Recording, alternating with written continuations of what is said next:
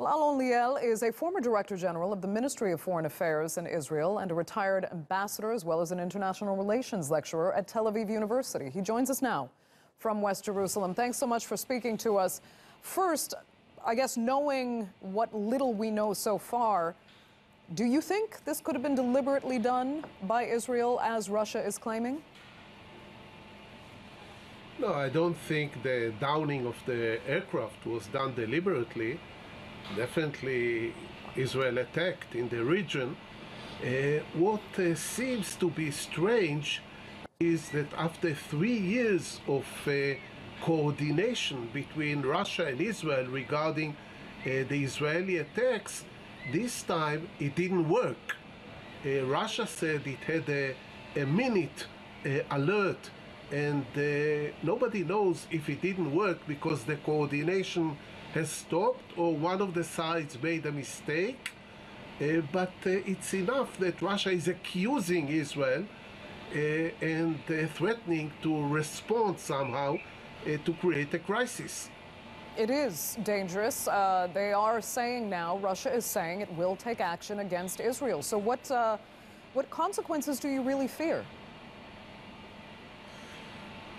Look, first of all, I'm not speaking on behalf of the government, but I can guess that the Israeli government is very worried at this stage that Russia will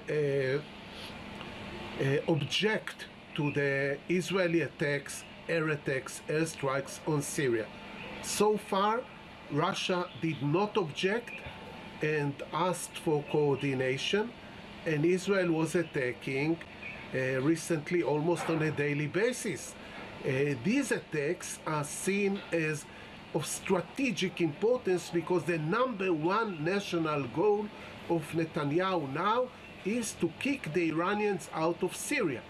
If Russia will not allow us to attack, will or have to stop the attacks or have a serious clash with the Russians. Because Russia and Israel do at heart have the same interests as per Iran's role in Syria. You believe that's correct? Russia isn't being duplicitous on that front here, is it?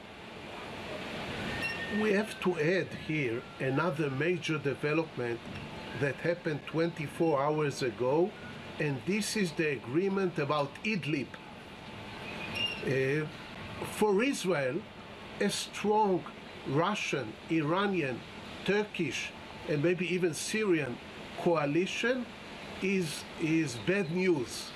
And it looked as if the conflict about Idlib will cause problems inside this coalition. Now, the agreement yesterday in Sochi has strengthened again the coalition and puts Israel in an uncomfortable situation that it looks as if the backing for the Iranians' presence in Syria by Russia and by Turkey and obviously by Syria will be stronger. So Israel is facing a double crisis at the moment, the Idlib situation and the Latakia situation within less than 24 hours. Okay, Alon Liel, unfortunately, we're going to have to leave it there. I'd like to thank you so much for joining us from West Jerusalem.